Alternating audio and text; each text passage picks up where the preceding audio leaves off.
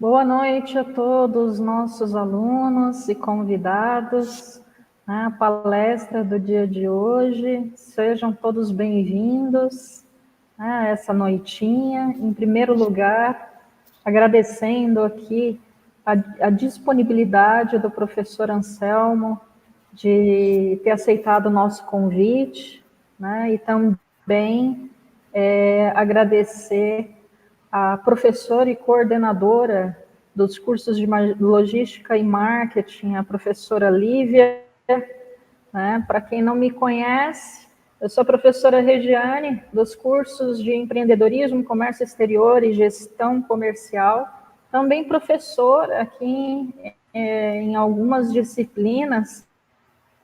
Então, nos veremos, né? Para aqueles que já estão conosco há algum tempo, bem-vindos, são aqui todos bem-vindos a essa noitinha, tá certo? Bom, gente, eu passo agora para a professora Lívia dar o seu boa noite especial. É com você. Olá a todos e a todas. Professora Regiane, muito boa noite, muito obrigada pelo convite. Professor Anselmo, um prazer estar aqui compartilhando essa tela aqui nesse momento de aprendizagem e trazer, oportunizar esse momento para os alunos, todos os alunos aqui da Faculdade Metropolitana, em especial, meu boa noite para os meus queridos, meus alunos e alunas do curso de Logística, que esse assunto é muito voltado para o pessoal do comércio exterior, mas a gente se relaciona com outras áreas e aí a gente achou tão interessante e importante compartilhar isso com os alunos de logística. Então, um beijo grande a todos os nossos alunos veteranos e também aos nossos ingressantes. Nós estamos aqui nesses encontros de férias, esquentando aí para começar o ano letivo. Então, sem mais delongas, quero ouvi-lo e aprender muito, todos nós. Um beijo grande a todos. No final, a gente vai compartilhar e mandem perguntas, que eu vou ajudar a gente a organizar as perguntas do professor Anselmo. Muito obrigada pela oportunidade.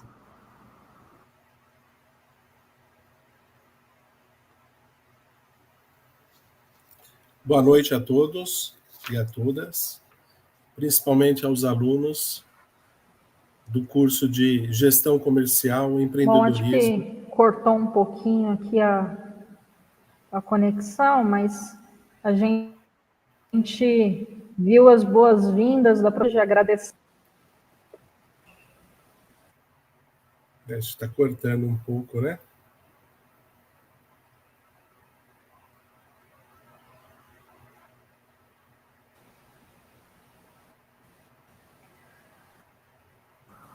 Regiane, voltou?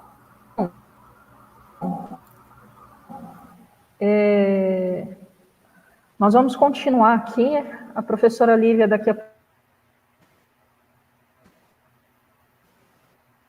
Aê, bem-vinda de volta, professora.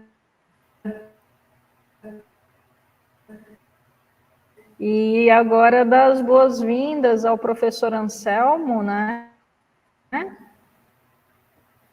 Que tanto tem vai nos... como tem larga experiência em negociações internacionais, de administração, comércio exterior, logística. O professor também mestrando, né? Também tem MBA, né? Fluente aí em inglês e espanhol e pode também nos dar uma boa ideia de o quanto essas línguas são importantes no ambiente corporativo e, é claro, nas negociações internacionais. Então, queremos deixá-lo bem à vontade para estar conosco nessa noitinha. A palavra é sua, professor Anselmo, seja muito bem-vindo. Muito obrigado aí, professora Regiane, professora Lívia. Agradeço muito essa oportunidade e também quero aproveitar e agradecer aos alunos que estão participando, os convidados também, e todos que estão no canal do YouTube ao vivo agora. E principalmente os alunos de Gestão Comercial, Empreendedorismo, comércio exterior, logística e marketing. Eu não preparei aqui um curso específico, porque esse tema ele é muito complexo, né? Então, o tempo que nós temos aqui disponível não daria para a gente estar falando tópico a tópico e com slides e apresentação. Então, eu vou ser de uma forma mais espontânea e colocar para vocês o meu ponto de experiência no mercado corporativo. Eu ainda atuo no mercado corporativo. Hoje eu sou um consultor, né, de empresas para diversas áreas e já adentrei dentro do mercado de comércio exterior, de exportação, importação, e conheço alguns países, né? Na verdade, por enquanto eu conheço 42 países, né? Tanto a nível profissional quanto a nível também de conhecimento de cultura, né? De turismo. E com isso a gente acaba enriquecendo a nossa cultura, né? E acaba também valorizando a cultura que nós temos aqui no nosso país. Então, eu vou iniciar com assim, os aspectos culturais aqui do Brasil em termos de negociação. Por que isso? Até para vocês entenderem como é que funciona lá fora. No Brasil, a gente já tem uma mixigenação de culturas, né, de norte a sul. E existem algumas diferenças que a gente não pode misturar nas negociações internacionais. Por exemplo, aqui no Brasil, a gente é politicamente correto você não discutir política, religião e futebol, né? Então, nas negociações, aqui no Brasil, em termos corporativos, a gente procura se atentar a esses detalhes. Em comparação no mercado externo, globalizado, esses assuntos é primordial que vocês estudem. E cada país tem sua característica. Então, não adianta a gente dar uma receita de bolo aqui, porque cada país ele tem uma cultura diferente da outra. Cada um tem suas crenças, tem seus valores, e é muito diferente a negociação entre um país e outro. Então, assim, de modo geral, o que eu peço para que vocês se apeguem é em termos de estudar o mercado que vocês querem adentrar, né? Então, eu vou passar aqui alguns tópicos, tá? De questões culturais aí. Por que eu falei do Brasil? Porque no Brasil, quando você está, por exemplo, na região norte, você tem o clima já é diferente da região sul, por exemplo. Então, você já tem uma questão aí climática diferente. Questões religiosas, nem tanto. Questões de futebol, lá também tem os times locais, como tem no sul, como tem na região sudeste, centro-oeste e nordeste. Então, não tem muita diferença com relação a isso. E o povo brasileiro, ele é um povo diferente, ele é mais acalorado, ele gosta de abraçar, de colocar a mão nas pessoas. Já lá fora é totalmente diferente. Então, tem países que o máximo que você pode fazer é cumprimentar com a mão uma pessoa, e não mais além disso. Outras questões também é falar alto, gesticular. Então, tem alguns aspectos que eu vou estar abordando aqui de alguns países, tá?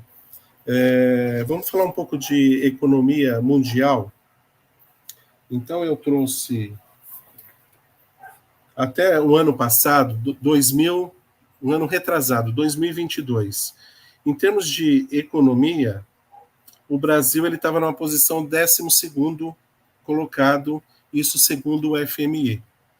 Né? Então, a economia ela é medida a nível mundial pelo PIB, Produto Interno Bruto. Então, tudo que se vende é colocado nesse PIB, então tem uma fórmula de cálculo que o FMI utiliza desse cálculo para saber qual o país que está em primeiro e qual que está em último. Então, no ano de 2022, o Brasil estava na posição número 12º. não é uma posição ruim, tá? Para um país que está em fase de crescimento e desenvolvimento, não é ruim. Em comparação, primeiro lugar, Estados Unidos, segundo, China, terceiro, Japão. Já no ano passado, no ano de 2023, o que aconteceu com a economia mundial? Os Estados Unidos continua em primeiro, deve continuar, eu acredito, mas em torno de 5 a 10 anos, continua.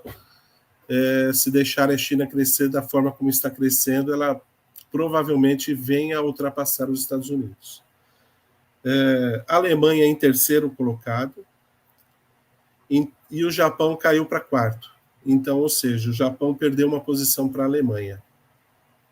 E aí, na Alemanha, a gente tem uma característica assim, curiosa, tá, em termos de economia. A Alemanha é considerada, hoje, um país que mais exporta café solúvel em pó no mundo. Só que ela não produz nada, a Alemanha não produz nada de café. Né? Então, ela compra muito, ela importa o café do Brasil, da Colômbia e de outros países, da Indonésia. E o que ela faz? Ela compra os grãos e beneficia esses grãos. Né? Então, e hoje a Alemanha ela está em terceira posição aí, em termos de colocação mundial em termos de economia. Né? Então, são características que o Brasil ele acaba exportando muitos grãos, muito matéria-prima de commodities, como, por exemplo, o ferro-gusa para construir a parte de aço.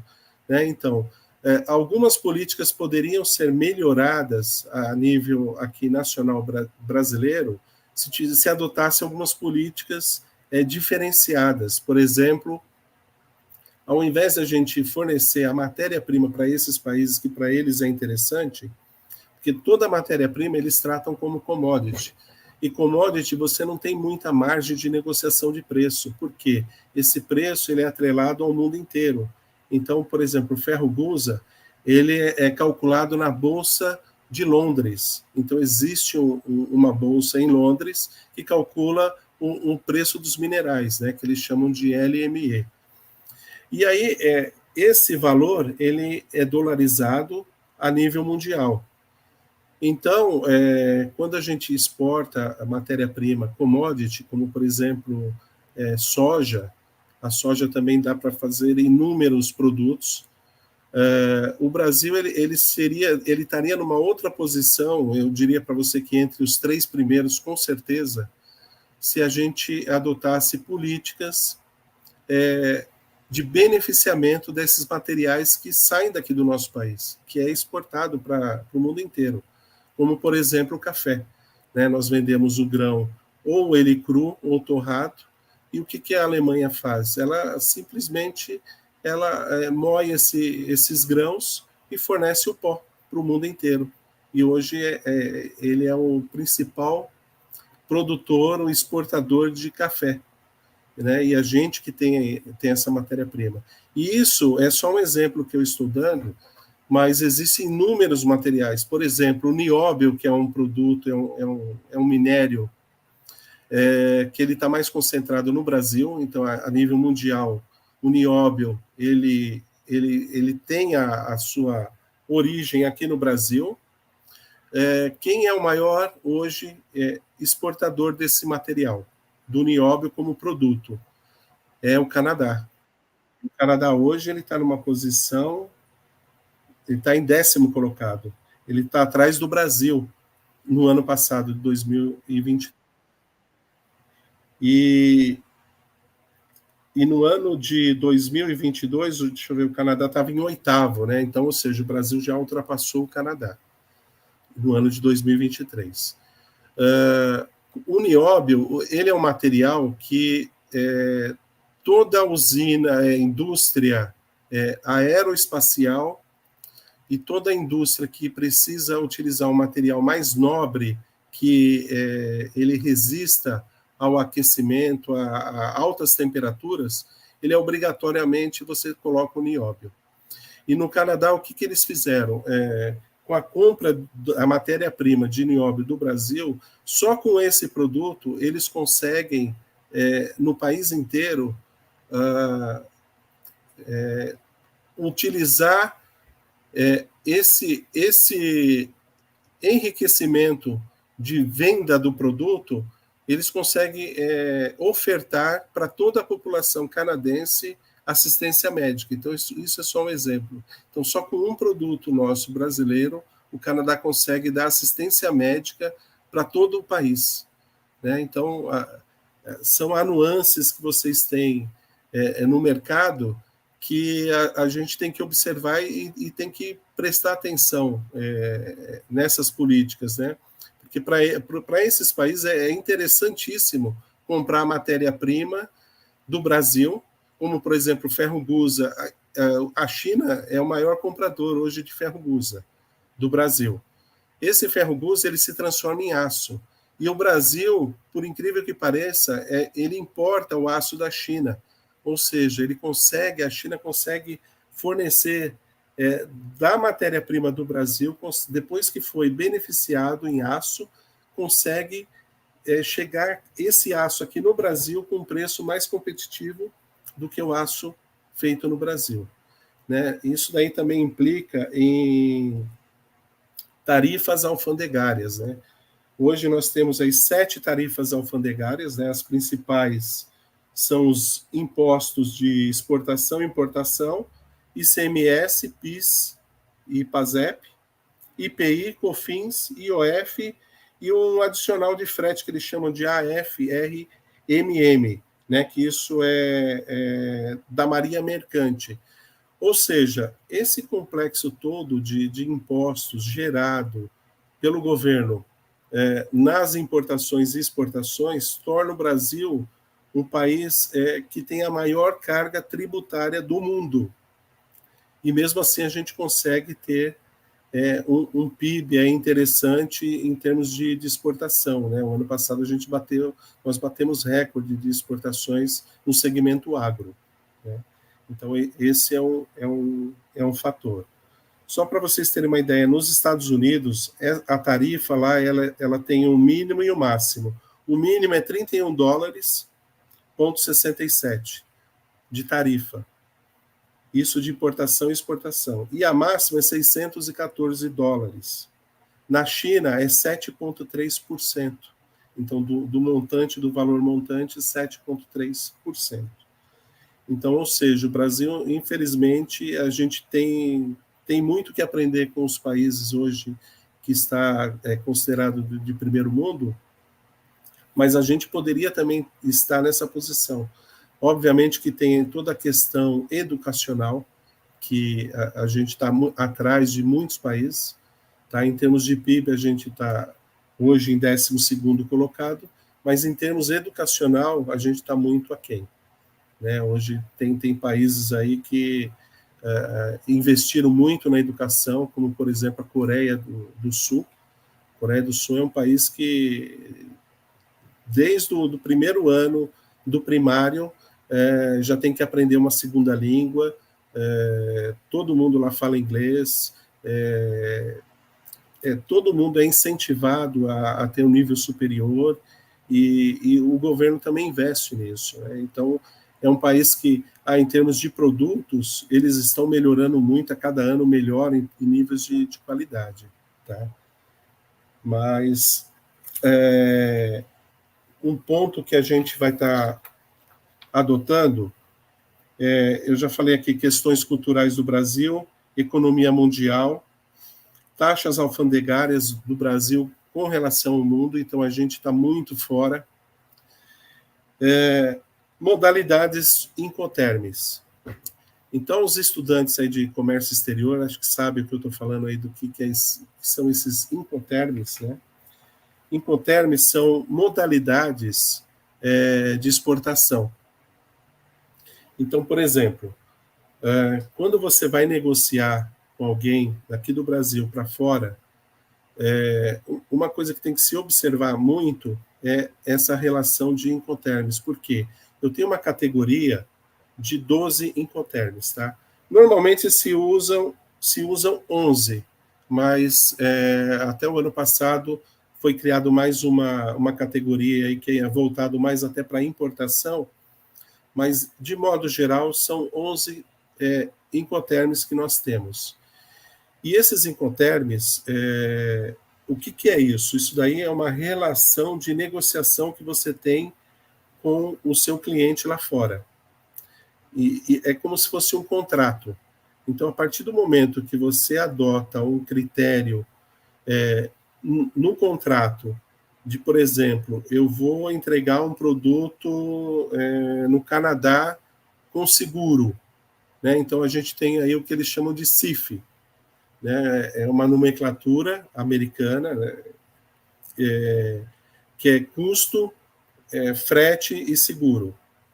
E isso daí, por exemplo, quando a empresa ela não está familiarizada com esses Incoterms, ela pode ter um prejuízo naquela exportação que ela está fazendo. Então, por isso, a importância de vocês estudarem o Incoterms. Então, nos Incoterms, você tem algumas responsabilidades que é por parte do vendedor e tem outras responsabilidades que acarreta também o comprador. E para isso, veja, esse tempo que eu tenho aqui não dá para a gente estar falando de cada Incoterm. Então, no final aqui do treinamento desse curso, eu vou deixar um guia completo dizendo quais são as responsabilidades do comprador e do vendedor de cada Incoterm. E as siglas de cada Incoterm também, que isso é muito importante. Porque a partir do momento que você vende para o mercado externo com o Incoterm que você, como estratégia, adotou que aquele é o correto para a sua empresa, que vai te trazer uma margem de lucro, que vai te trazer um retorno, você pode dormir tranquilo que você vai ter esse resultado esperado. Agora, se você, por um descuido e até desconhecimento desse Incoterm, o próprio cliente, ele colocou lá no pedido de compra dele aquele Incoterm e você não observou isso, você pode ter certeza que você vai ter um prejuízo enorme. E a empresa vai ter que arcar com esse prejuízo. Então, essa questão de Incoterm assim, eu diria que é o ponto primordial. E nesse Incoterm, ele envolve também a questão logística, tá?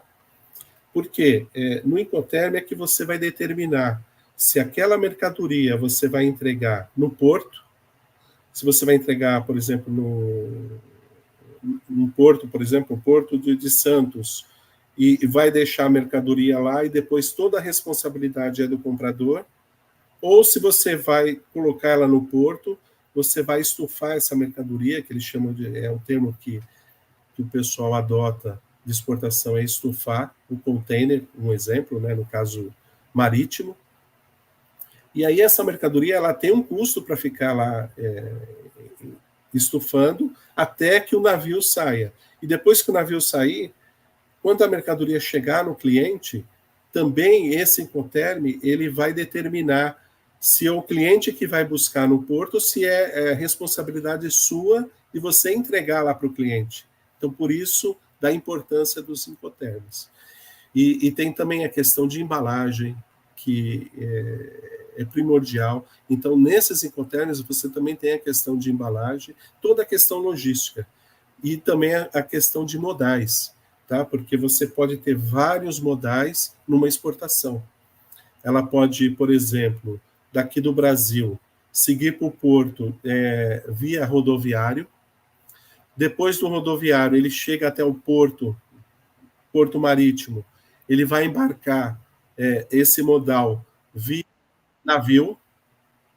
Chegando lá no cliente, ele vai via ferroviário e depois chega para o cliente na porta dele via rodoviário. Olha quantos modais que vocês atravessaram. Então, tudo isso precisa estar... de como é que você controla isso? Através do Incoterms.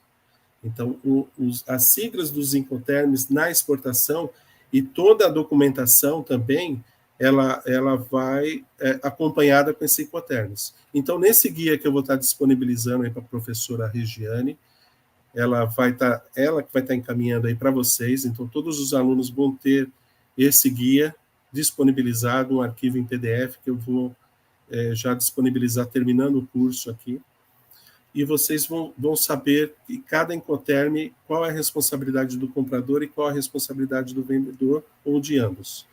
E ali também você tem os modais envolvidos numa exportação, inclusive com documentos. Quais são os documentos para exportar hoje? Então, por exemplo, sua empresa hoje não exporta nada, você vai começar do zero. Então, lá eu já tenho os exemplos. Quais são os documentos para vocês irem se acostumando a adotar, porque são muitos documentos. E um documento errado pode ocasionar um não pagamento do cliente para vocês. Então, é por isso dessa importância. Agora vamos à questão cultural, aí que é o nosso tema. Só um minuto.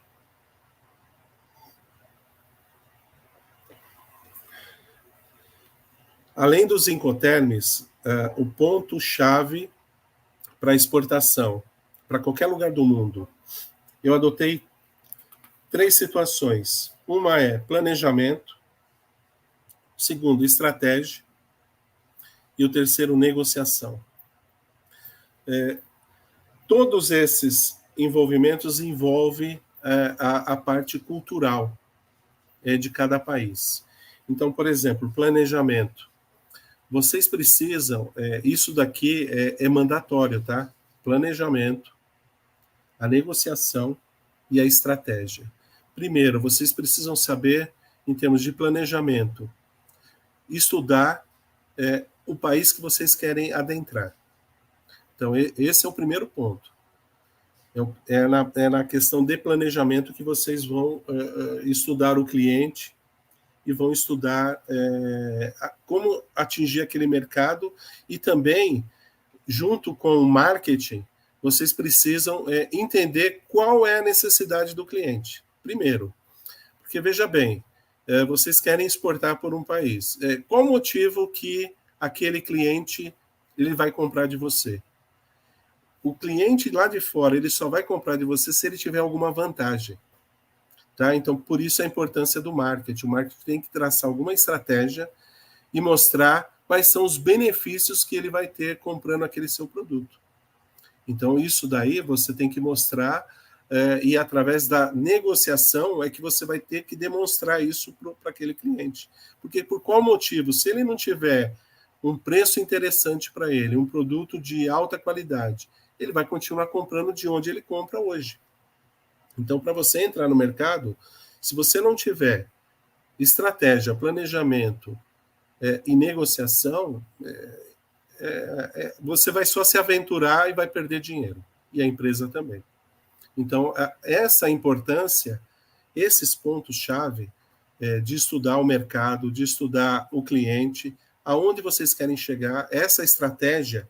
Por exemplo, a empresa precisa ter uma estratégia. Estados Unidos, eu quero...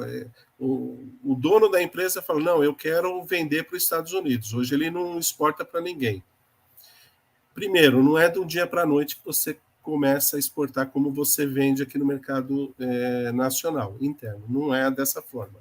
Apesar dos americanos serem mais objetivos, que eles não perdem tempo, tá? Então, é uma colocação que já vou estar falando aí um pouco de cada país, alguns principais.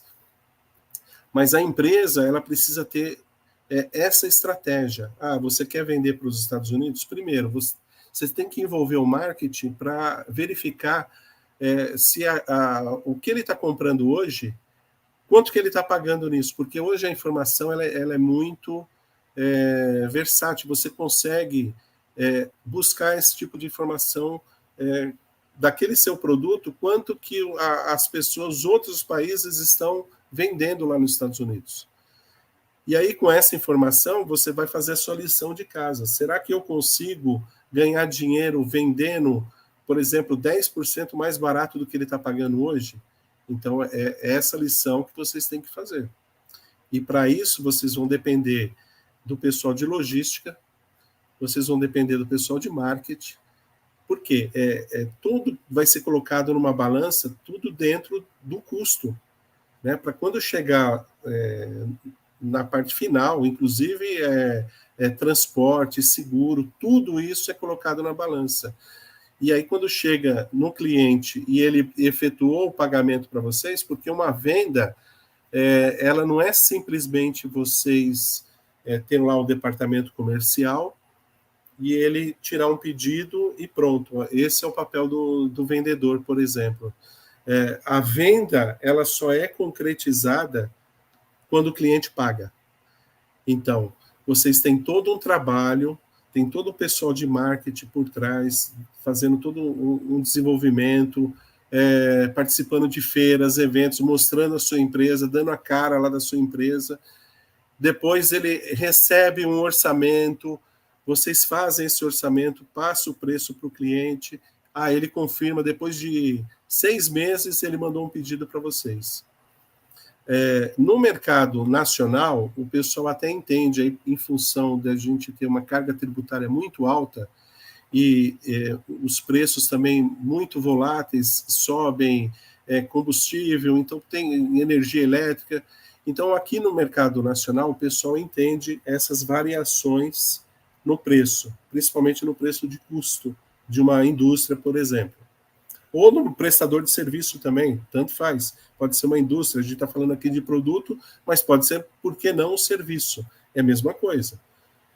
E aí, com essas variações de preço, aqui no mercado nacional você consegue negociar. Lá fora, não. Lá fora, a partir do momento que você deu aquele seu preço por quilo, por exemplo, eu estou vendendo frango para o Oriente Médio. O meu preço por quilo é $1 o quilo do frango. Então, ele já colocou no planejamento dele, o cliente já colocou no planejamento dele, e quando ele comprar do Brasil, da sua empresa, ele vai pagar $1 o quilo. Aí, se ele colocou um pedido com você, e você olhou e falou, não aceito mais esse pedido, porque hoje não custa mais $1 o quilo, hoje custa $1,35. Jamais eles aceitam esse tipo de negociação, a não ser que você prove por A mais B que por uma força maior que aconteceu no mundo, por exemplo, o caso da Covid-19, que o seu custo onerou muito, as pessoas teve que ficar em casa, é diferente, por motivo de força maior, você consegue talvez uma margem de negociação, mas fora isso, dificilmente, quando vocês assumem um compromisso naquele preço, aquilo para o mercado internacional, aquilo é firme. Então, eles aceitam isso. E eles têm um pouco o pé atrás com o brasileiro de negociar exatamente por esses motivos. Tá? Então, além do folclore que falam que brasileiro só gosta de samba, carnaval, futebol, infelizmente a gente tem essa conotação de não cumprir horário, né, ter dificuldades com a língua local do país. Então, tudo isso, essa imagem que é negativa, cabe a nós reverter isso no cenário internacional. Então, essa questão de preço também é primordial. Isso daí é um trabalho que tem que ser feito não só com a área comercial, tá? Então, tem que envolver o pessoal de marketing, tem que envolver o pessoal de logística, para que se consiga, se você teve um aumento, por exemplo, de um container, que antes ele custava $1.000 e hoje custa $10.000, o pessoal de logística vai ter que rebolar ou mudar o modal. A gente manda marítimo até um certo ponto, depois dali vai via ferroviário, via aéreo. Alguma coisa tem que ser feita para reduzir esse custo, para chegar para o cliente naquele preço que foi combinado. Então, essa importância tem que ser observada e tem que ficar muito atento com esse tipo de situação. Bom, com relação aos impactos culturais, vamos lá. Estados Unidos, eu vou falar algumas potências, alguns que eu conheço, tá? Porque Bom, vamos começar com a América Latina. América Latina, negociação com eles é muito parecido com o brasileiro. Então, os latinos, menos argentino, tá? Argentino é um pouco diferente. Eles, como que eu posso dizer, para não... Pode ser que tenha algum argentino aqui que esteja assistindo, né? Eu tenho alguns amigos aí argentinos e eles foram convidados a participarem, como de outros países também, desse treinamento. Mas entre eles mesmo, eles têm conflitos de relacionamento. Então, ele é um pouco mais peculiar em termos de negociação. Tá? Mas a América Latina em si, são, assim, eu diria que, para uma empresa que nunca exportou, que comece exportando para a América Latina.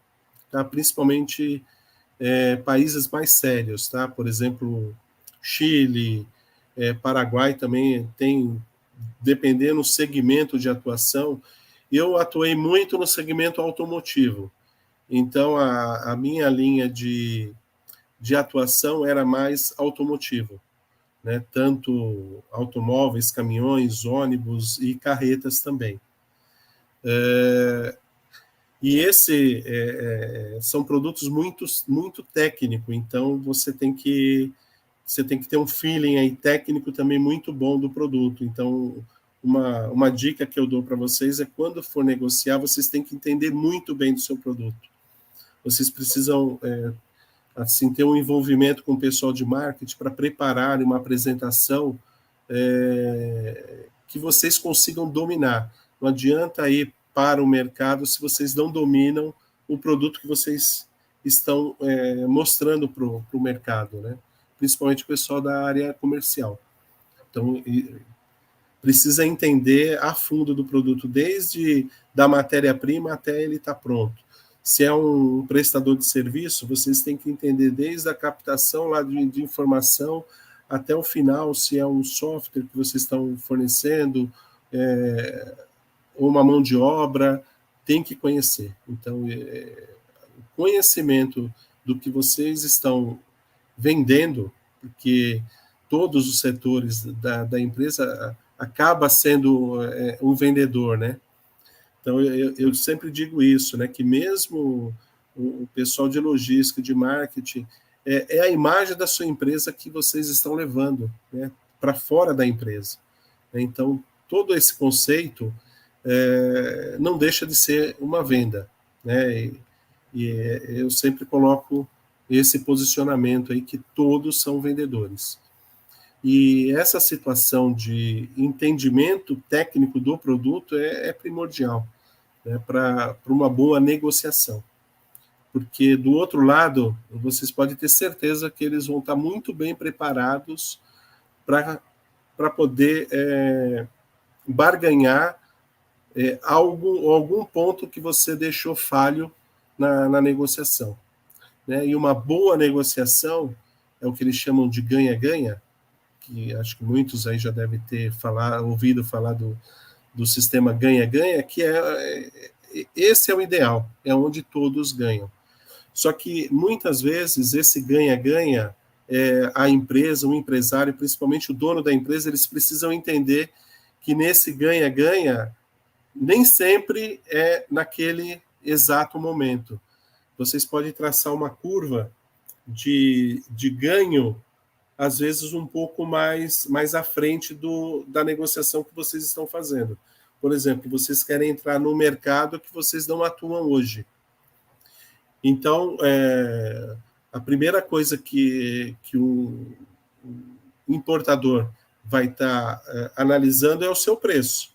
Então, às vezes, você não está perdendo dinheiro naquela exportação, mas você pode empatar, ficar 0-0, e num determinado período de tempo vocês ganharem uma margem, né, talvez até de redução de custo na sua própria produção.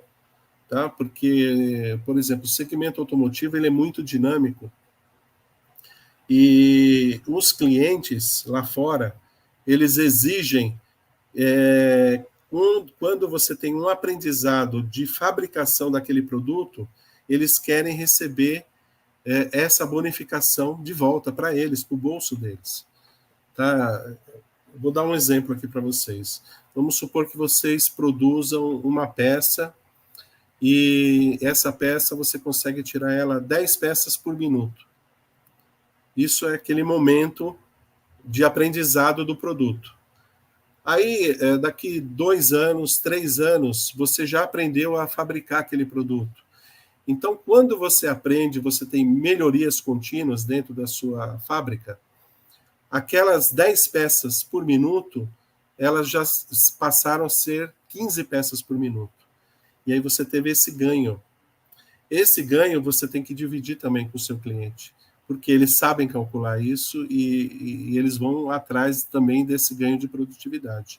Muitas vezes eles vão até a sua fábrica te visitar e eles vão analisar toda a parte de documentação, números, eles são muito bons em números, né? Principalmente americano. E aí você acaba negociando essa margem que você acabou ganhando em termos de produtividade, né? Os japoneses são expert nesse tipo de análise, tá? Isso aí os japoneses ensinaram muito, principalmente o modelo Toyota, né, de qualidade. Você tem vários sistemas aí em termos de Kanban, de just-in-time, que isso acaba adentrando e melhorando a sua produtividade na empresa, né? Tanto a nível de pessoas, né, de relacionamento, pessoas internas, quanto a nível de produto melhor acabado, com uma qualidade superior. Tá?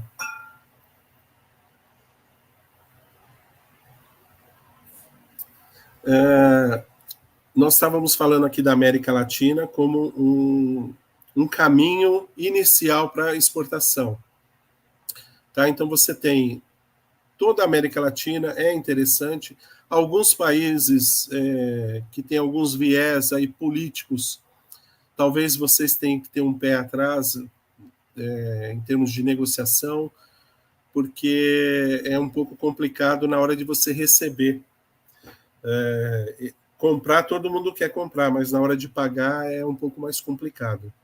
Então, tomar muito cuidado com relação a alguns países que têm alguns viés de querer, assim, não é enganar, mas de querer levar vantagem em tudo. Tá? Então, quando a gente fala ganha-ganha, o ganha-ganha é dos dois lados. Só que, infelizmente, existe o ganha só de um lado. E aí é onde tem que tomar cuidado. Tá? Então, procurar sempre adotar os Incoterms de forma correta, porque ele também tem a forma de pagamento do cliente. E muitas vezes, dificilmente você consegue uma negociação de pagamento antecipado, né? Da mesma razão que você desconfia do seu cliente, ele também tem esse direito de desconfiar de que ele não vai pagar antecipado para você sem ele ver o produto. Então, é uma mão de duas vias aí que tem que ser bem negociado. Tá? Então, a América Latina é muito tranquilo a negociação, eles gostam de fazer relacionamento, gostam muito de brasileiros, a pessoa da América Latina, eles são muito parecidos conosco, né? O pessoal até da América Central, Chile, México principalmente, é muito bom de negociar, Chile também, aqui na América do Sul, e algumas características são muito parecidas, então vocês, a parte de relacionamento, de abraçar, tudo, não tem problema, com o pessoal, os vizinhos nossos aqui, os hermanos. Então, esse vocês não têm problema de relacionamento. Já vocês indo para os Estados Unidos, lá já é um pouco mais complicado. A negociação lá é time is money. Então, eles são muito objetivos. Então, para você agendar uma reunião, ela tem um horário para começar e para terminar. Então, não adianta você querer chamar o seu cliente para ir almoçar, que ele não vai. Tá? Ele pode até ir almoçar, mas para entrar dentro da negociação. Fora isso, são muito objetivos, gostam muito de ver números, e a relação, vamos dizer assim, é um pouco mais fria do que os latino-americanos, né? Então, eles são bem objetivos, mas a partir do momento que você consegue fechar uma negociação, você pode ter certeza que se vocês não pisarem na bola, a continuidade é grande. Então, em termos de longa duração, né, com o americano. Canadense também, mesma coisa, só que canadense você tem os dois lados do Canadá, você tem um que fala a língua o inglês e tem um outro que é o francês. As negociações são iguais? Não, são diferentes. Assim como nos Estados Unidos, cada país tem uma característica diferente, tá? Por isso que é importante a questão de planejamento, de vocês estudarem o mercado que vocês querem atingir. Então, cada país tem sua característica. Por exemplo, o Oriente Médio.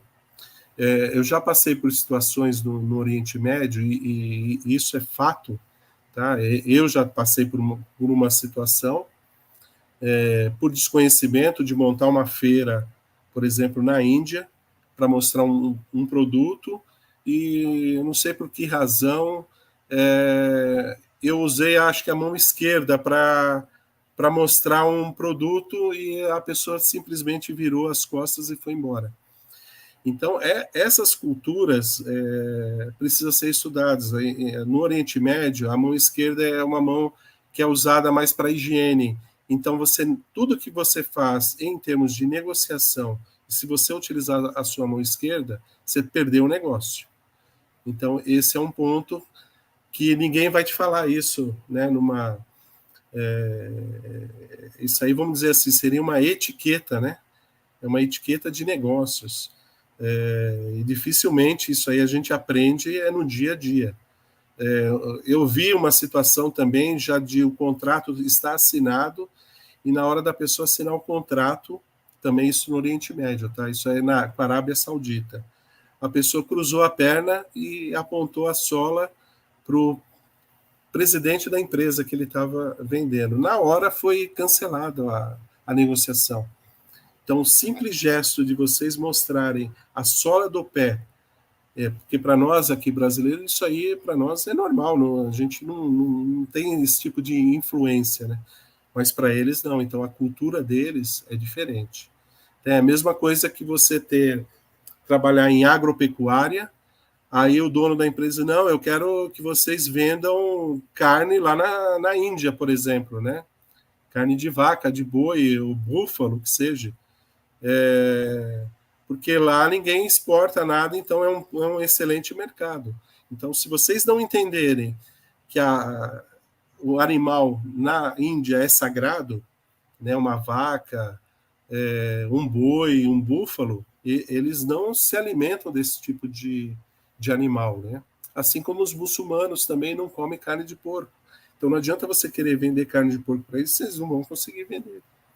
Né? Teve uma historinha vou ser breve aqui, tá? Mas um caso que aconteceu na Índia, eles andam muito descalço, né? Até hoje. E aí um brasileiro aqui, fabricante de calçado, mandou 2 executivos lá para a Índia. Olha, vai lá vender calçado para os indianos. Aí o primeiro executivo voltou e falou, olha, lá a gente não vai vender um calçado porque todo mundo anda descalço. Então esquece e cancela a produção para a Índia de calçado.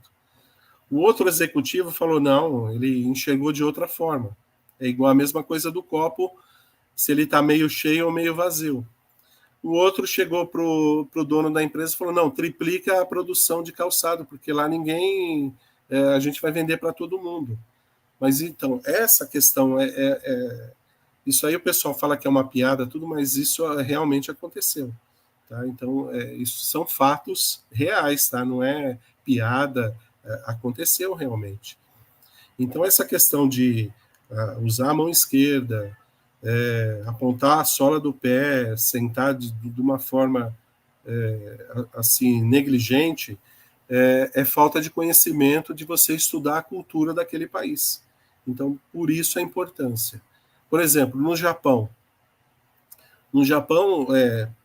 se um italiano for lá no Japão tentar negociar alguma coisa, esquece que ele não vai conseguir nada lá. Porque italiano, ele gosta de falar com as mãos. Se você prender a mão dele, ele fica mudo, não fala.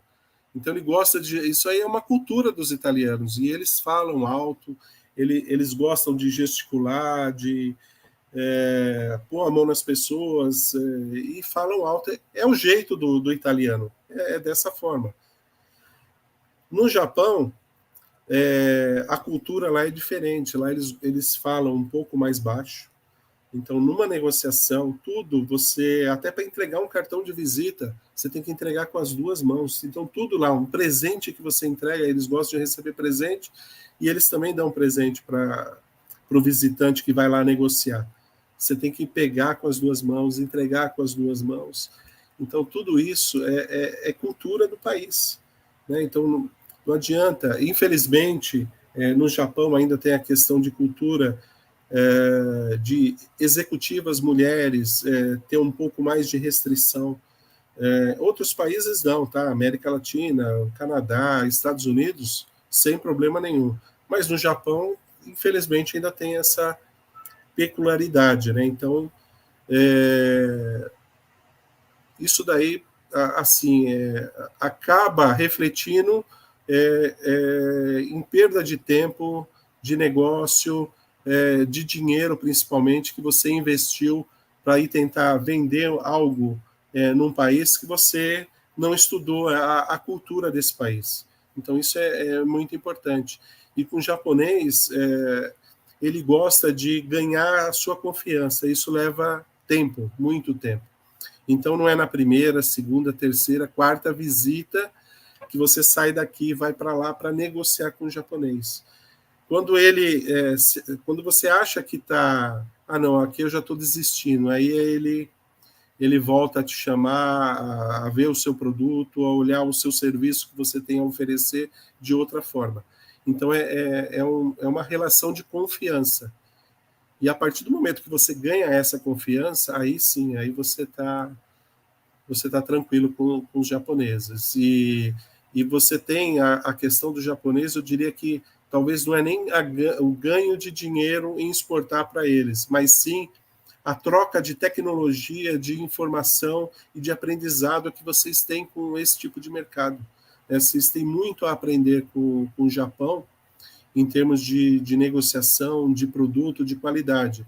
O Japão, há uns anos atrás, algumas décadas atrás, eu que venho do segmento automotivo, então ele era considerado um mercado que ele copiava os produtos.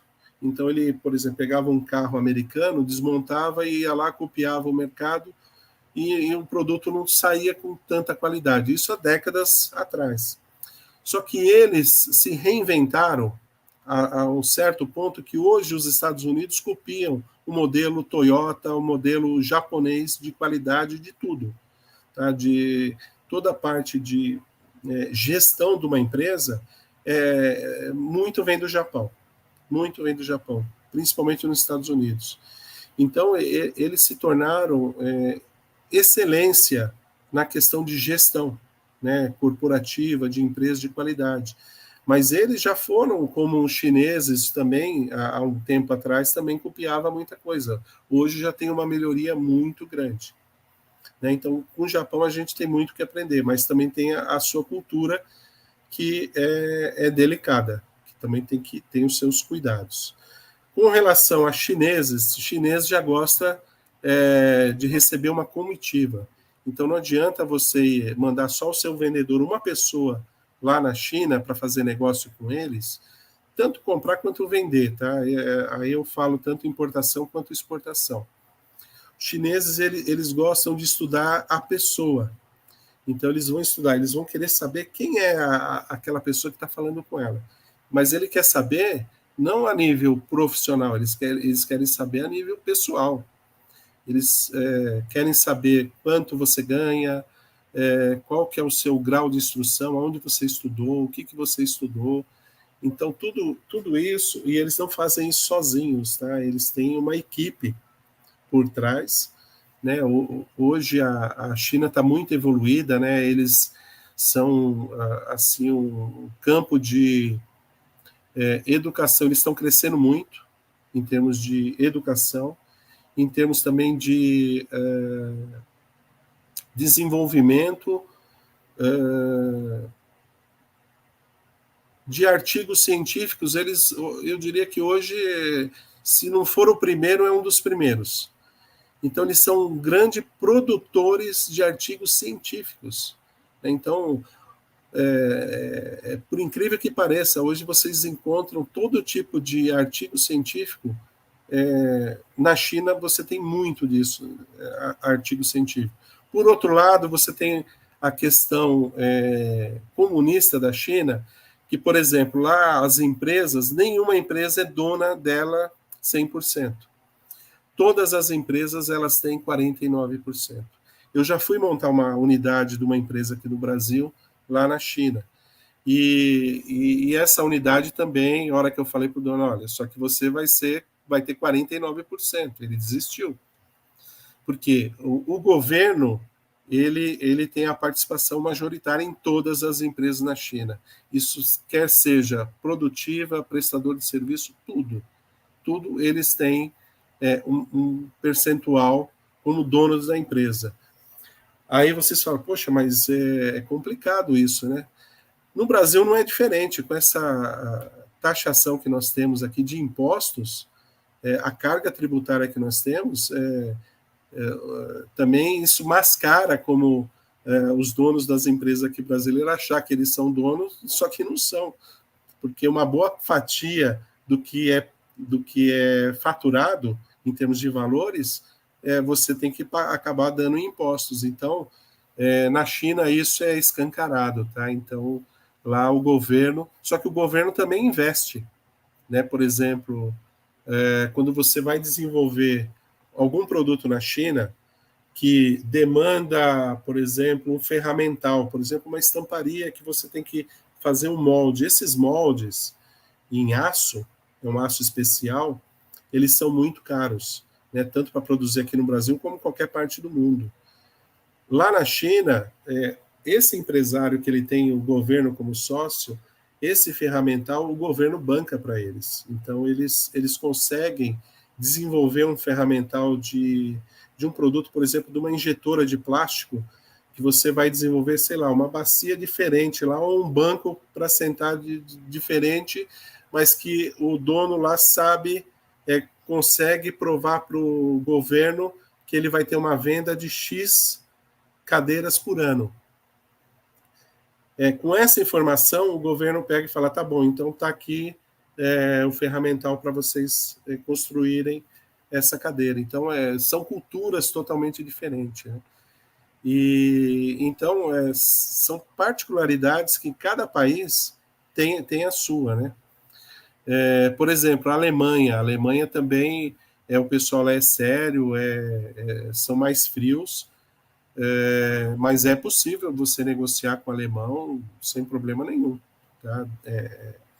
Desde que você adentre um pouco a cultura deles, em termos de, principalmente, cumprimento. O alemão, ele olha muito isso. Às vezes não é nem a questão preço que está em negociação, mas sim o prazo de entrega, que é onde vai envolver o pessoal da logística. Se você não determinar um prazo de entrega certeiro, tá? Você pode até entregar antes, aí isso daí eles não olham de forma negativa. Mas se você atrasa algo que você se comprometeu com eles naquele exato determinado prazo, esquece, vocês perderam a negociação. Então, tanto a parte de pontualidade de entrega, quanto a parte de pontualidade numa reunião, por exemplo. Eles não aceitam. O alemão falou para você, 7h20 da manhã, eu vou estar naquele local, você pode ter certeza que 7h20 eles estão lá. Aí vai o brasileiro, chega lá às 7h30, eu atrasei aqui, o trem furou o pneu, aconteceu alguma coisa. Olha, isso daí eles olham com... assim, são muito criteriosos, né? Então é isso que eu diria de alguns pontos assim, culturais. Por exemplo, países europeus também é muito fácil lidar com portugueses, italianos, né, é bem tranquilo. Espanhóis também é ótimo. Espanhóis para negociação é muito bom. Então, existe... Só que tudo é questão de cultura. Tudo vocês têm que estudar cada tipo de mercado. Então, a questão lá que eu falei no início, negociação, estratégia e planejamento. Esses 3 pilares, eles têm que andar junto, e é ali que você tem que traçar a sua estratégia. Para onde você quer chegar? A que mercado que você quer atingir? E montar esse planejamento, e às vezes esse planejamento ele pode levar anos, pode levar 4, 5 anos para que se concretize. Mas se você não tem esse planejamento e se aventurar, pode ter certeza que, infelizmente, vocês terão prejuízos, tá? E a empresa também, por consequência dessa situação. Então, aqui são alguns fatores. Eu não sei como é que está meu tempo aqui, deixa eu dar uma olhada. Professora Regiane, acho que eu passei um pouquinho do tempo. Eu vou deixar perguntas e respostas. Vou atender a todas as perguntas e respostas, assim, o que for possível agora, nesse período de atender. O que não for possível, por e-mail, eu vou estar respondendo para vocês. Tá? A professora Regiane vai deixar meus dados aí de contato para vocês. Tá? Tem o meu LinkedIn também, meu e-mail, e eu vou procurar responder a todos. Tá? Vou deixar esse guia também disponibilizado, onde diz a questão de Incoterms, as questões logísticas de exportação, as questões de documentação, tá? Assim, com relação à parte da professora Lívia, que ela é voltada para o marketing, então, assim, um ponto que para vocês, estudantes aí de comércio exterior, e até outros cursos também, independente, empreendedorismo, gestão, principalmente, visitem feiras e eventos lá fora. Isso também enriquece muito, tá? Até para que vocês possam amanhã estarem expondo também a sua empresa. Então, isso existem algumas feiras mundiais que são enormes, e um dia só vocês não conseguem visitar. Tá? Tem feira, por exemplo, na Alemanha, que em 5 dias vocês acabam não conhecendo toda a feira, e ali assim, é um celeiro de conhecimento, tá? Não só de produtos, mas de pessoas, de culturas. E assim, eu aprendi minha carreira como um todo, eu tenho mais de 30 anos aí de experiência, mas eu aprendi muito com feira, tanto expondo lá fora, quanto visitando. Tá? Das duas formas vocês aprendem da mesma proporção, tá? Mesmo você exportando, você expondo ou você estando visitando. Realmente é um celeiro de conhecimento, principalmente cultural. Tá? Então, é uma dica aí que eu dou a vocês. E visitando feira, por exemplo, em Frankfurt, na Alemanha, ou na China, em Xangai e tudo, jamais vão com sapatos novos numa feira, tá? Jamais. Porque vocês gastam muito solado e depois vocês vão ficar cheios de bolha porque o sapato é novo. Então, quanto mais velho, um calçado mais confortável, melhor para vocês andarem em feira. Tá bom? Então, agradeço aí a oportunidade, agradeço a faculdade de ter proporcionado esse encontro aí com vocês, aí esse encontro pós-férias, aí pós-carnaval, a professora Regiane de ter acreditado, de ter me convidado a participar, e estou à disposição aí de vocês. Tá? Se tiverem alguma pergunta, acho que o chat aqui, eu não sei se está liberado, professor, eu não estou conseguindo visualizar aqui. Pessoal, agradecer essa maravilhosa palestra, né, como gentilmente nos passou de horas conversando sobre esse assunto, né? E deu para a gente ter uma ideia do grau de profundidade e, e conhecimento mesmo das suas vivências nas suas palavras, viu, professor? Então, certo? Dos nossos alunos, por exemplo, o Daniel falou, poxa, que palestra extraordinária, né?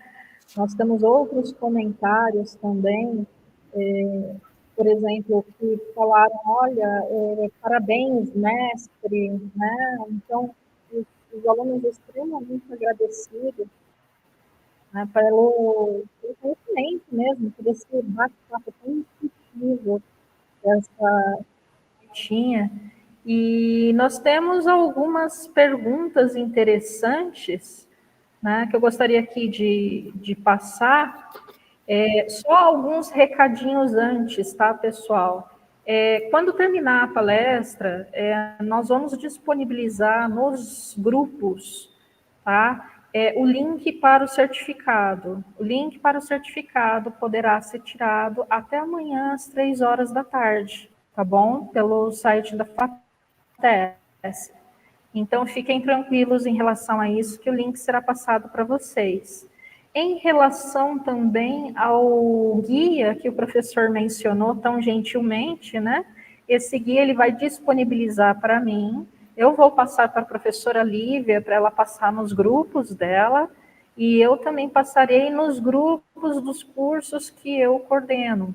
Também disponibilizarei ali para os nossos cursos de gestão, né, da área de gestão, para cada coordenador, caso seja do interesse, disponibilizar para os alunos deles também, tá? Aqueles que vierem a assistir essa palestra maravilhosa que nós tivemos hoje à noite, tá certo? Só alguns recadinhos breves. Agora, também em relação à palestra, né? Eu tenho uma pergunta interessante aqui do Gilmar, que ele perguntou assim, tem algum site que você indica para ficar por dentro das notícias da área e de feiras, principalmente em relação à exportação? Então, Gilmar, existem realmente vários sites. Eu gostaria de entender qual segmento que você gostaria, porque os sites normalmente são específicos para um setor. Né? Por exemplo, se fosse um setor automotivo, eu já falaria aqui qual que seria.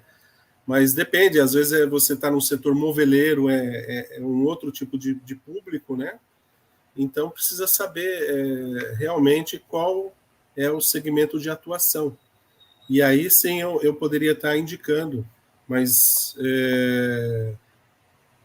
se você puder depois me passar qual que é o segmento de atuação, a gente pode estar ajudando aí com relação a feiras específicas, porque dificilmente você vai encontrar uma feira internacional que incorpore vários segmentos juntos. Tá? Normalmente, toda feira ela é segmentada, mesmo porque não teria assim tamanho suficiente para você abranger vários segmentos de atuação num único evento.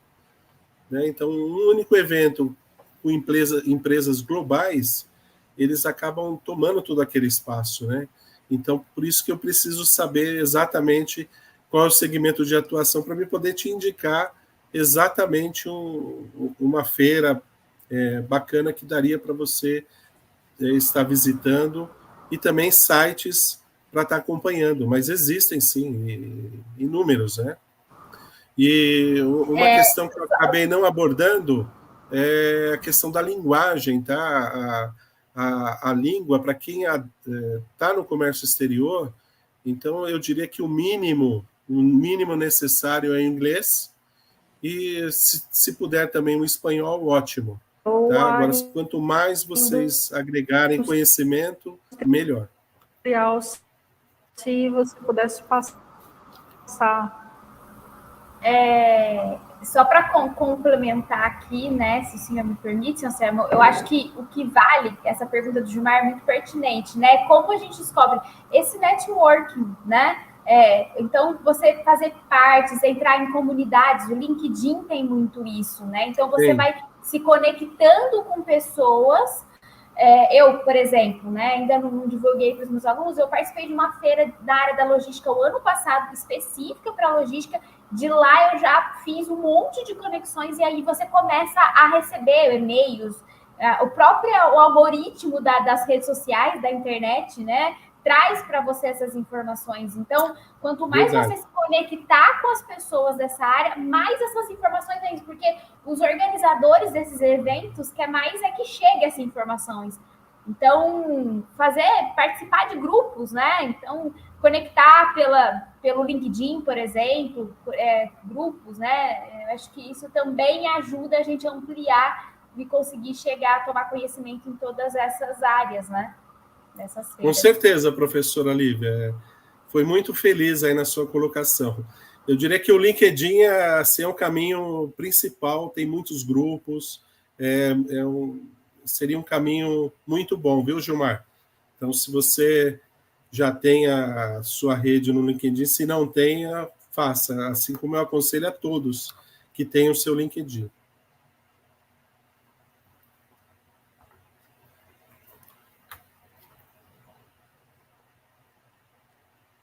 Mais perguntas, professora?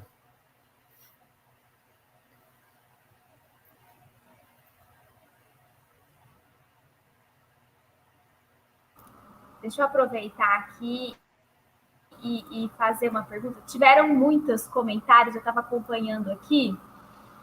O Adilson José da Silva, ele participou bastante, eu acho que ele gostou bastante. Pessoal, antes teve um comentário que eu gostei, deixa eu achar aqui que eu fui anotando. Eu achei muito interessante porque os alunos, a gente passa, né, para eles os conteúdos técnicos durante as aulas. E aí vem uma palestra dessa com uma pessoa que teve tanta oportunidade e vivenciou tudo isso. E aí teve um que falou assim: nossa, tá falando tudo que eu já aprendi e eu tô entendendo, né? Deixa eu ver quem foi. Ai, meu Deus. Aprofundar.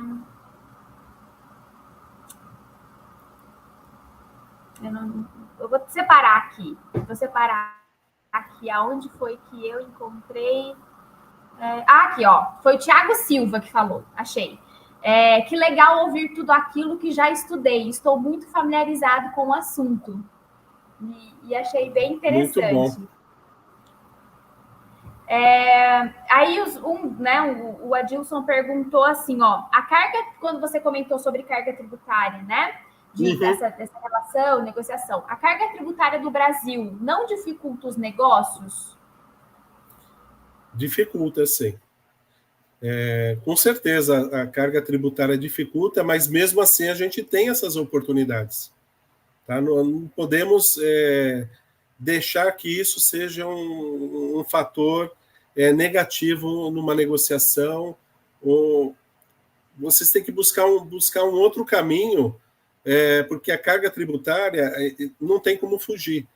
Então, você já sabe quanto que você vai pagar de carga tributária, mas vocês têm outros caminhos, que é o quê? Ganho de produtividade, ganho na parte logística.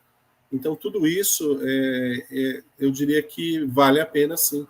Agora, uma questão também que é importante na questão do planejamento, estratégia e negociação, aqueles 3 pilares que eu falei que é importante, é a empresa definir a questão estratégica. Por quê? Vamos supor, assim, o brasileiro ele é visto um pouco negativamente. Não estou falando o funcionário em si, mas o empresário. O empresário brasileiro lá fora, ele tem uma conotação um pouco negativa no seguinte sentido: eu estou vendendo aqui para o mercado nacional, enquanto o mercado nacional está bem, eu não exporto, ou se eu tenho clientes de exportação, não vou atender bem aquele cliente, ou seja, eu deixo ele na mão. O mercado brasileiro ficou ruim, teve alguma crise, caíram as vendas, aí o empresário ele vai lá fora, agora quer exportar, a todo custo. Então, assim, o que é o ideal de uma empresa séria? Ela destinar um percentual do seu faturamento. Por exemplo, aqui a gente está falando de capacidade produtiva, mas também de capacidade de faturamento. Então, ela tem que destinar um percentual do seu faturamento para exportação. Aí sim ela está no caminho mais correto. Por exemplo, 90% eu vendo para o mercado nacional, mas 10% eu quero estar exportando. Se hoje você não exporta nada, 10% já é um bom número. E assim você vai galgando com o seu planejamento estratégico anual, a cada ano aumentando de 10% para 15%, para 20%, até chegar num número que você consiga atender o mercado nacional bem e que você também tenha uma cota da sua produtividade para o mercado de exportação. Então, isso daí é muito importante para o sucesso de uma empresa. E, infelizmente, alguns empresários, eles têm esses altos e baixos. Quando o mercado nacional está ruim, ele corre para a exportação. Aí o mercado nacional ficou bom, ele vai lá e recua da exportação. E aí deixa um monte de cliente na mão. E quando você perde um cliente de exportação, para você conquistar ele novamente, eu diria que é mais fácil e mais barato você conquistar um novo cliente do que tentar retomar aquele. Então, essa é a dica que eu deixo. Nossa, professor, muito, muito interessante os pontos que está abordando aqui, né?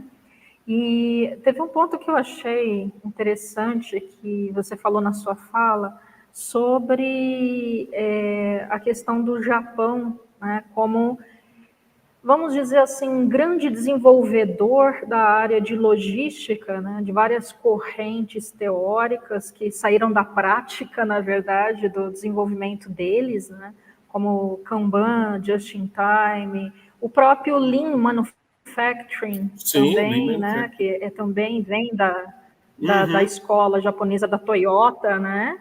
E então eu gostaria de ver da sua percepção, e nós temos o Seis Sigma também, que vem da cultura japonesa, mas um pouco da sua percepção em relação a isso, de como a cultura do povo japonês influencia diretamente na forma como essas abordagens deram certo lá. E como que você vê, na sua posição de empresário, isso dando certo aqui no Brasil? Olha, existe um conceito de tentativa e erro. Então, eu tenho certeza absoluta que o Japão ele passou por essa fase de tentativas e erros para chegar no conceito que eles adotaram hoje. Então, não adianta a gente querer inventar a roda e tentar desenvolver algo diferente de países que adotaram tecnologias e programas de gestão que deram certo. Né? Assim, o que o brasileiro tem de bom é pegar esses projetos que foram desenvolvidos, principalmente no Japão, ou até em outras partes do mundo também, tem outros países também, o próprio Estados Unidos, você tem alguns conceitos de gestão positivos, e implementar aqui no Brasil com a nossa cultura. Então, tudo é uma questão cultural também. Então, e o brasileiro, ele tem essa resiliência de você pegar algo que tem lá fora, que está dando certo, e mesmo com culturas totalmente diferentes da nossa, implementar isso aqui dentro. Então, é muito possível, e eu diria que muitas empresas hoje que adotaram esse critério, principalmente os japoneses, são empresas que hoje estão no topo, né?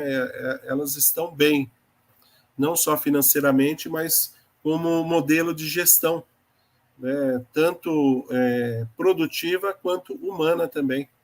Né? Então, mesmo com culturas diferentes, você consegue analisar aquele raciocínio, aquela aquele posicionamento que foi colocado e aonde que, assim, qual era o objetivo, aonde que os japoneses queriam chegar, né, com tudo isso.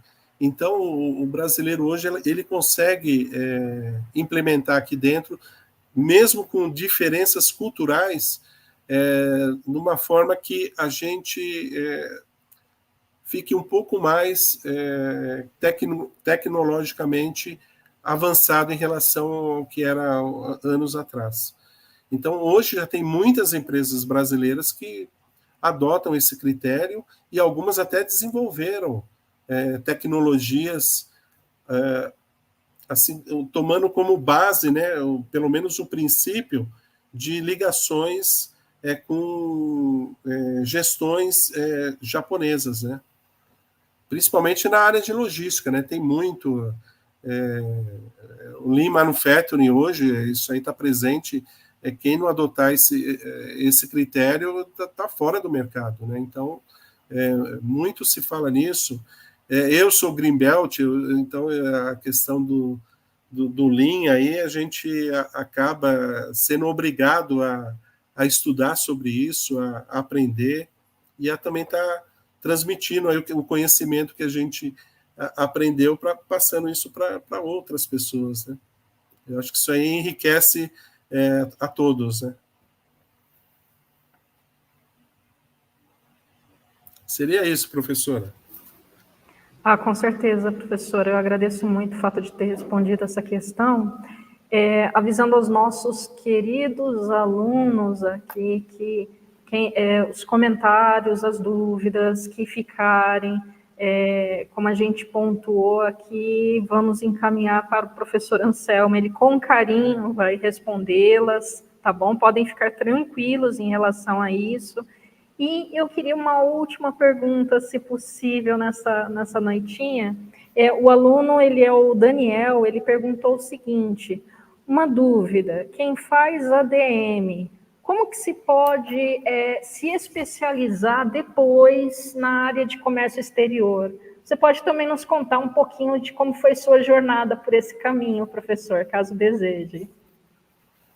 Olha, a administração de empresa, ela está muito assim ligada também à parte de comércio exterior. Eu não vejo nenhum problema.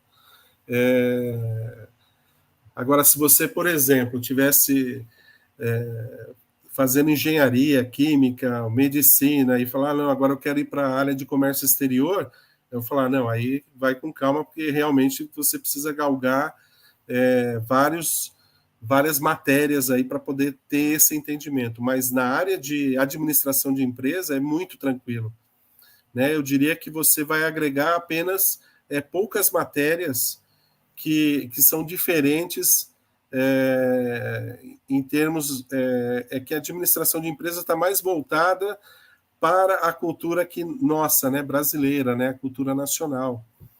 Mas já comércio exterior, aí você tem algumas questões culturais e principalmente a diferenciação de, primeiro, negociação, parte de documentações, né? Por exemplo, existe um quesito quando você está trabalhando com comércio exterior que ele chama requisito específico do cliente. Mas o que é esse requisito específico do cliente? Esse requisito específico do cliente eu tenho tanto aqui no mercado nacional quanto no mercado externo. Por exemplo, vou dar um exemplo aqui. Oriente Médio. O Oriente Médio, quando ele vai comprar um frango, vamos dizer, ele vai comprar uma ave, um frango, e ele quer que chegue para ele o frango no requisito específico dele. Então, eu não quero me alongar muito, mas, resumidamente, é o seguinte: quando um cliente do Oriente Médio vai solicitar esse requisito específico seu, você tem que passar isso para dentro da empresa. E, às vezes, esse conceito ele é totalmente diferente da cultura que nós vivemos aqui no Brasil. Tem pessoas no Oriente Médio que eles têm um determinado... quando você vai matar um frango na sua fábrica, e aí você vai exportar lá para o Oriente Médio, o que ele exige no seu requisito específico? Olha, na hora que você matar, ele tem que estar apontado o frango para a lua, ou para o sol, ou um ponto específico ali. E isso daí é um exemplo, é uma questão cultural, mas que ele vai te avaliar. Isso daí vai ter, com certeza, uma inspeção por parte deles, que eles vão avaliar se você está seguindo esse requisito específico ou não. Isso daí você vai aprender aonde isso? Em comércio exterior. Já na parte de administração de empresa, a gente não tem isso aqui no Brasil, né? Mas lá tem. Por exemplo, na Holanda, né, em termos de ganho de produtividade de leite de vaca, né, eles são, assim, a qualidade do produto deles é excelente. Como é que eles atingiram essa qualidade? Né, as vacas, elas ouvem música clássica, né? Então são peculiaridades que você vai convivendo. Isso daí é no dia a dia que você vai absorvendo esse tipo de informação, né? Então, onde já se viu você achar que um animal ele vai produzir mais se ele ouvir música clássica? Então, isso daí assim, não foi alguém que inventou isso, que tirou da cabeça, ou o dono da empresa falou, não, deixa eu ligar a música. Não, isso aí é tudo com base científica, né? Tudo é baseado cientificamente. Então, da mesma forma que os japoneses adotam essa cultura Toyota, por exemplo, é tudo base científica americana. Então, esses países é onde a gente tem que aprender com essas bases científicas, de você acabar consultando, por exemplo, o pessoal de comércio exterior. Se você quer, assim, tá com dificuldade em alguma matéria específica no seu curso, vá atrás de um artigo científico voltado para aquele assunto, né? Hoje você tem ferramentas aí de inteligência artificial que consegue traduzir isso para você, mesmo que você pegue isso da China, que não esteja em inglês. Muitos artigos científicos estão em inglês, os principais, os top, e você consegue traduzir isso e estudar via artigo científico, porque aí você não tem como errar e você elimina aquele achismo, né, que a gente, assim, o brasileiro tem muito, eu acho isso. Então, se você acha, você não tem certeza de nada, né? Então, quem acha tá perdido, aí está procurando e não acha nada. Então, uma base fundamental para que vocês tenham um aprendizado melhor, de qualidade, vão atrás de artigo científico, né? Mas professor, eu gosto de ler livro. Tudo bem, o livro te ajuda também, te traz uma bagagem, você vai atrás de uma experiência de alguém que já passou por aquilo, você vai adquirir conhecimento, com certeza. Mas um artigo científico, ele é muito enriquecedor, porque aquele artigo científico ele foi testado. Então, você pode ter certeza que se ali ele te fala que deu aquele resultado X, você pode ter certeza que teve uma banca por trás que avaliou aquilo. Então, nada disso é inventado, é achado, ou é uma suposição, tá? Então, são fatos científicos que você está se embasando em cima disso. E, obviamente, citar esses artigos de onde que você tirou a informação, porque senão aí vira plágio, né? Então, o importante é sempre que você lê um artigo científico e você desenvolver um trabalho para entregar para um professor, você cita aquele artigo científico lá que você vai estar pautando que aquele trabalho teve de onde que você puxou essa informação, né? Então, isso daí também é muito importante, tá? Então, resumindo, a administração de empresa com o comércio exterior, eu diria que é um complemento, tá? Outras áreas, aí é um pouco mais distinto, mas a administração de empresa, pode ficar tranquilo, assim como parte de... A administração de empresa, ela abrange vários níveis que você pode entrar dentro de uma empresa.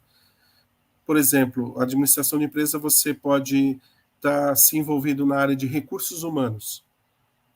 Você estudou a administração de empresa, mas depois você se especializou em recursos humanos. Tem tudo a ver. Comércio exterior é a mesma coisa.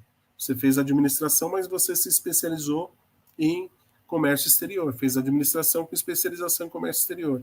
É tranquilo. Outras áreas, área de vendas, comercial, marketing também. Marketing também vem administração de empresa. Isso aí só tem a enriquecer. Tá? Então, eu diria que a administração de empresa é uma área bem assim, complexa, mas ela te dá uma visão mais ampla do todo. Ela te dá uma visão do todo dentro de uma empresa que, obviamente, para que você conheça toda a estrutura da empresa, aí eu já diria que aí você teria que passar para um nível já de CEO da empresa para você ter essa visão global, que seria de administração de empresa. Agora, de áreas específicas, você acaba se especializando em cada área específica. Por exemplo, financeiro, mesma coisa. Você pode fazer administração de empresa, mas com uma ênfase na área de administração financeira. E aí você se especializa como um controller, né, a área de controladoria e a área financeira. Também, mesma coisa. A área de compras de uma empresa também vem tudo de administração de empresas. Tá? A sua parte produtiva, que aí eu diria que seria mais uma engenharia, que seria a área mais de exatas, que é mais voltado à área de produtiva. Tá? Mas não quer dizer também que um bom administrador de empresa não possa tocar uma área produtiva. Assim como um engenheiro também ele possa tocar também uma área administrativa. Tá? Mas desde que ele tenha ele vá buscar esses conhecimentos de diversas áreas. Tá? É isso.